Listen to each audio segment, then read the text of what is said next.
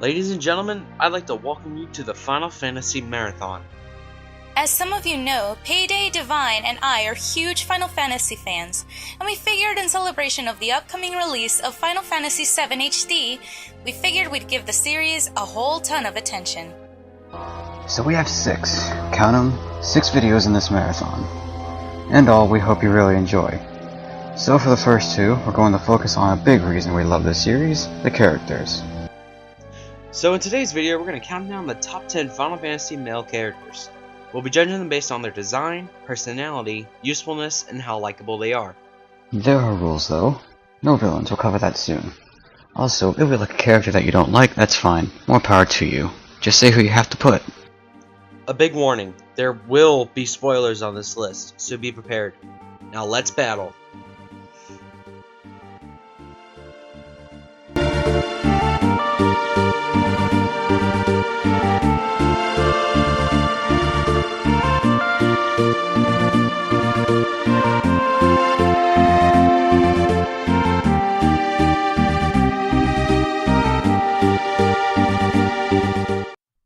Oh boy, we get to talk about Final Fantasy XIII first.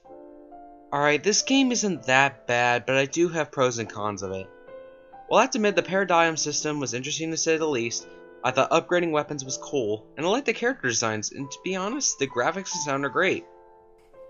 But it does have its problems, such as an overly simplistic battles, a linear progression, and especially the bland and uninteresting characters. However, there are 2 we enjoy. A male and a female, to be specific, and that male would be Sazh Katsuri. Sazh, being the second African-American main character, the other being Barret from Final Fantasy VII, has a really nice looking design. He wears a long green overcoat, khaki trousers, and engineered boots, and has a l'Cie mark on his chest. The main reason why we love Sazh is because of his tragic backstory. You see, Sazh's actor's son Dodge, who was taken away from him because he was branded a l'Cie, a human who possesses magical abilities and must complete a focus before they become immortal. All Sazh wants is to be reunited with his son, and that's really powerful. Not to mention, Sazh has a joyful and carefree personality while still being level-headed and reasonable. If that wasn't enough, Sazh's usefulness in battle is huge. Sazh is a natural commando, ravager, and synergist. Basically an attacker, magic user, and buff giver. His abilities make him perfect for combo chaining for quick staggering, not to mention put him in a party of Vanilla or Snow, and that team becomes practically impossible to beat. Our only downside is that Eidolon Brynhildr is not that useful. Its main form has a great slew of fire attacks, but its vehicle form is extremely underwhelming. A go-kart? Seriously? Did Mario lend that to you, Sazh? Also, he has a huge downgrade in character in Final Fantasy XIII too, and Lightning returns now feeling angry and somewhat desperate. However, Sazh is still one of the best characters in the 13 trilogy. Lovable personality, fun to play as, and a great backstory. Sazh is just awesome in every sense of the word.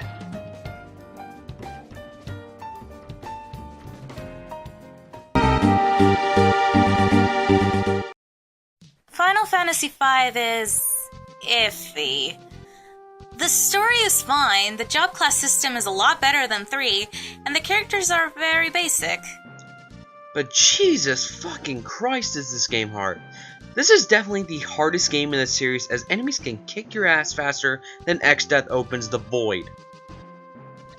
Anyway, there aren't too many characters in 5 that are notable except for one, and that would be the main character, Bartz Klauser. Bartz was born in the village of Lix. His mother Stella died when he was young, and his father Dorgan died due to illness when he was 17. 3 years later, Bartz is now a nomad, traveling the world for adventure. Bartz then meets Lena, Princess of Tycoon, Galuf an Amnesiac, and Ferris, leader of a pirate crew. They are soon known as the Warriors of Dawn. Bartz's personality is very friendly and easygoing, which fits his look. He wears a blue tunic, a white shirt, and trousers. Like every character in 5, he can switch classes at any time. He can be a Knight, Monk, Thief, Black Mage, White Mage, Blue Mage, Red Mage, Time Mage, Summoner, Berserker, Mystic Knight, Mime, Beastmaster, Geomancer, Ninja, Ranger, Bard, Dragoon, Dancer, Samurai, Chemist, Necromancer, Cannoneer, Gladiator, and Oracle. Anyway, Bartz is best for physical attacking classes, such as a Knight, Monk, and Gladiator. Bartz would also become playable in Dissidia Final Fantasy, to be a representative of Final Fantasy V. Our only downside with Bartz is his simplistic personality, but other than that he is a great character overall.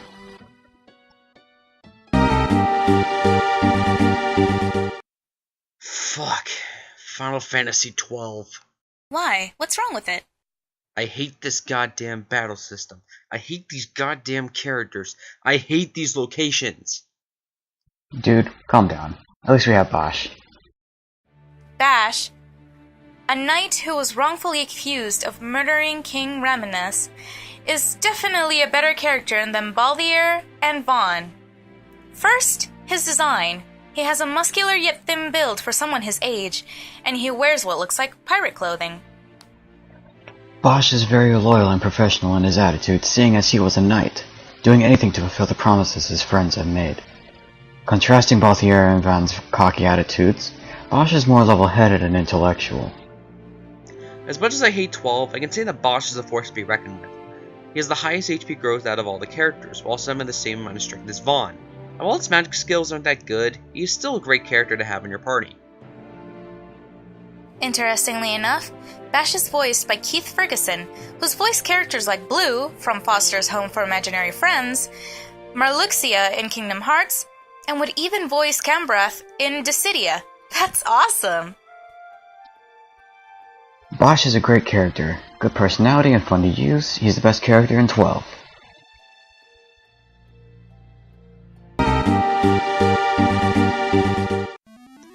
Final Fantasy II. Oh boy, alright. Final Fantasy II had some interesting ideas, such as the individual leveling system that's hit and miss with fans, magic leveling, and tons of characters. The most notable being the main character, Firion. Firion is a war orphan. Seeing as his adopted parents were murdered during the attack from the Palamician army. Along with his adopted sister and brother, Maria and Leon, as well as their best friend Guy, the kids asked to join Princess Hilda's rebel army, but she refuses because of their young age. But they soon prove their worth by finding her groom to be Scott, with her allowing them to be in the rebel army. Seeing as characters level up in the same way, it's up to the player to decide whether Firion becomes magical or physical based. He can equip any weapon he wants, which will later incorporate into his playstyle in Dissidia.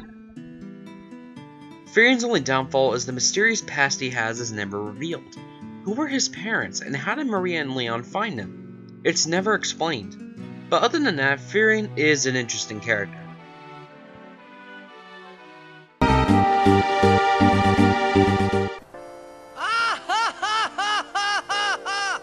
No! Tidus, the main protagonist of Final Fantasy XII, is honestly the most developed character in the whole series. Starting out as a confused teenager, he slowly grows into a compassionate young man, developing romantic feelings for Yuna. Despite this, he has an utter hatred for his father Jecht, seeing as he left him when the situation got tough. But despite this, Jecht is still proud of Tidus, for who he became. Tidus is part warrior, part time mage in battle, seeing as he wields his swords and shields while having abilities like haste and slow. While he isn't strong, he certainly is fast, and his overdrive swordplay is absolutely amazing. He also has moves like Power Cut, Slice and Dice, Energy Rain, and Blitz Ace, all very hard-hitting attacks. While Tidus is a great character, he is rather infamous for the laugh scene earlier due to people saying that the voice actor, James Arnold Taylor, could not act. However, I think the scene is fine, and James even said himself that the laugh is supposed to be bad.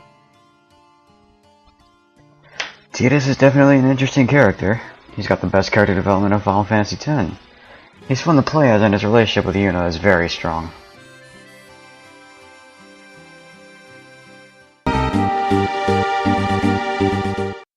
The ex-captain of the Red Wings, Cecil.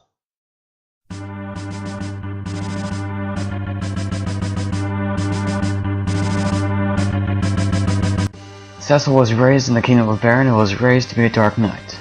Along with his childhood friends, Rosa and Kane, they soon allied themselves with the Baron. However, Cecil starts to notice drastic actions by the king and calls him out for it. Cecil is seen wearing black or dark purple armor when he's a Dark Knight. but once he becomes a paladin, he wears blue and white armor while showing off that luscious white hair of his. Sissel is a pure physical fighter in both his Dark Knight and Paladin forms. When in Dark Knight, he uses an ability called Darkness, which does massive damage while taking a chunk of his health. When he becomes Paladin, he can use cover, which protects the teammate he's guarding. He also learns a bit of white magic as well as Cura and Shell. Cecil is beloved for his usefulness in battle, character development, and overall relationship with Rosa. He's definitely a great character.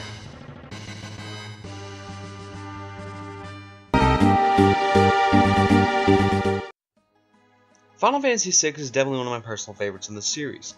Great characters, awesome story, fun battling, and one of the best soundtracks this series has to offer. And speaking of great characters, our number 4 belongs to the treasure hunter himself, Locke Cole. Locke has a very scrawny appearance. He wears a blue vest and a white shirt, and just like Sissel, has white hair, except he has a bandana around it. Locke grew up in Kolingen with his father, but after his father died, people saw him as a regular thief, except a woman named Rachel, who developed feelings for Locke. However, while exploring the caves, a bridge collapsed and sent Rachel into a state of amnesia, causing the town to hate him even more. After she dies from an Imperial attack, he's tried to find ways to bring her back, but he doesn't need her. He develops a strong relationship with Celeste Scher, an ex-general of the Gestalian Empire. Now this is the main reason why Locke is so high. His journey is all about forgetting the loss of the one he loved. You almost feel bad for him. Locke is an absolute badass in battle though. He's very fast, having high speed and evasion as well as a decent strength and defense. His use of knives and boomerangs is huge, and his desperation attack Mirage Dive deals great damage. Locke also has the ability to steal items from enemies, which can be as low as potions and tonics, to powerful armors and weapons. Now surely there are other great characters in 6, I'm saving, but Locke is definitely the best character in 6. Oh yeah!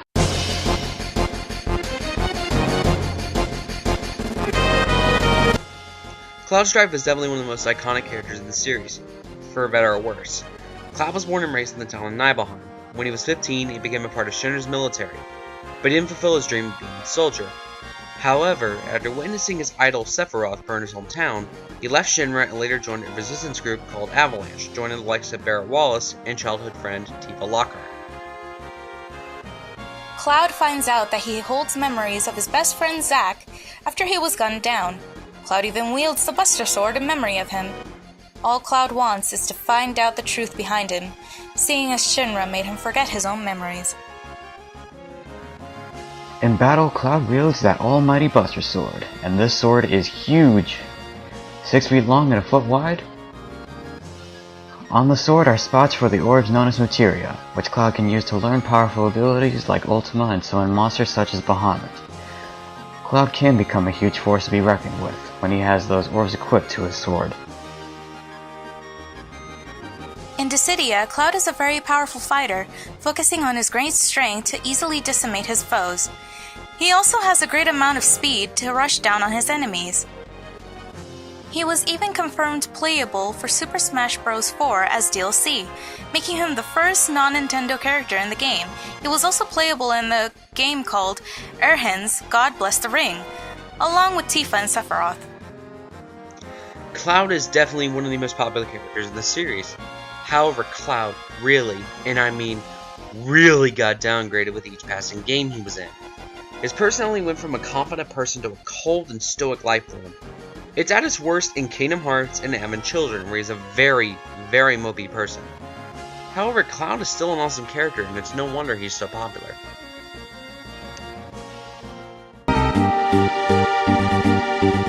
Ow! What happened? You okay? Yeah, just leg cramp. Laguna is one of the most compassionate characters in the entire series. He may not be the main character, but we love him for everything that he does in Final Fantasy VIII. Laguna is an incredibly upbeat and cheerful person, and sometimes his attitude gets him scolded. But the reason we love him is his backstory. Laguna was a part of the Galbanian army. One day, after a mission where he and his teammates Kyrus and Moore got injured, he was rescued in the town of Windhill. There, he falls in love with a woman named Rain. While she initially denies him, over time Rain slowly falls in love, as well as she even becoming pregnant with Laguna's child. However, after giving birth to the child while Laguna was away, she died later, and the baby along with her adopted daughter Elon. The baby is in fact the main character of Final Fantasy VIII, Squall Leonhardt. This is further explained when a Moomba smells Squall's blood and calls him Laguna, and Moombas are known to pass family members by smelling others' blood. Laguna's tragic love story is something that we have never seen in a Final Fantasy game before. Sure, there have been romances between Sissel and Rosa, Celis and Locke, and to an extent Cloud and Tifa, and while the main romance point is with Squall and Rinoa, we just think that Laguna and Rain's is much better. Laguna is such a fun-loving guy. You can't help but grow attached to the relationship, and watch it quickly fall apart. It's really sad. When it comes to battling, Laguna is packing heat. He carries a machine gun around and he uses it for one of my personal favorite limit breaks in the series, Desperado. Laguna was even made playable in Dissidia Duodecim. Even in desperate times, he still has a good attitude and heart even to his enemies, especially shown in a certain scene with the Cloud of Darkness. He is a ranged fighter which fits his usage of the machine gun. What's wrong? Frozen by fear's icy grip? Of course not.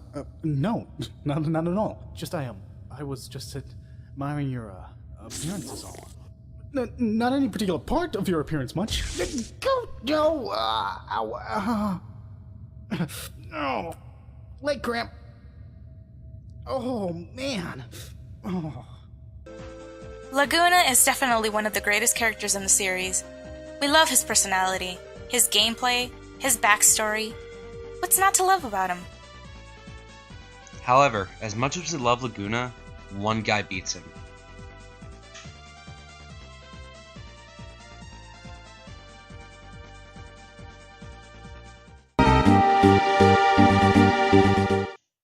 Final Fantasy IX is one of my favorite RPGs of all time. Great characters, great atmosphere, great battling, awesome features, and questionable side quests. Final Fantasy IX's characters are just so interesting. I mean, you have Zidane, who's a thief with a good heart, Garnet, a girl who just wants to live a normal life, Steiner, the hot-headed knight, Freya the dragoon, Kina, the weird yet lovable chef, Aiko, the young summoner, and Amarat, the mysterious fighter.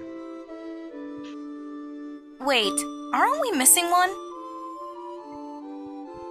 Yeah, we're kinda missing someone here. Oh, how could I forget? Our number one pick for the best male character in Final Fantasy is the confused black mage, Vivi. What's not to love about Vivi?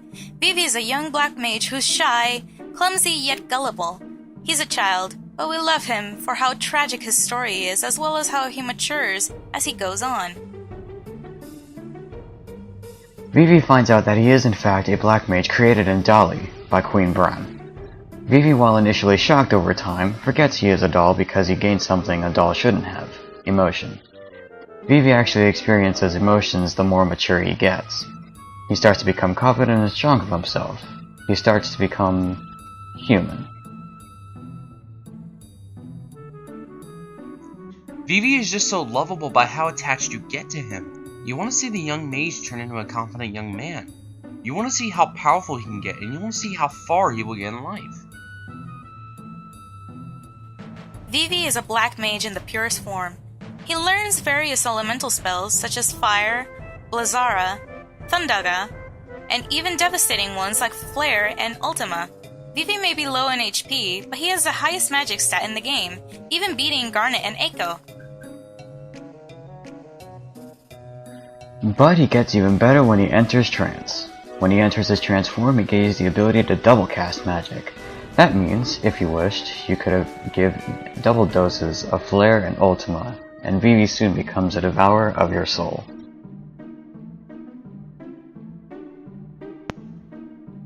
Vivi is such a great character. Lovable personality, fantastic abilities, and a tragic backstory. Vivi is our pick for the best male character in the Final Fantasy series. I'm Payzer45. I'm Sentimental Scorpion. And I am Divine Platinum 97, and I hope you stay tuned for the rest of the Final Fantasy Marathon.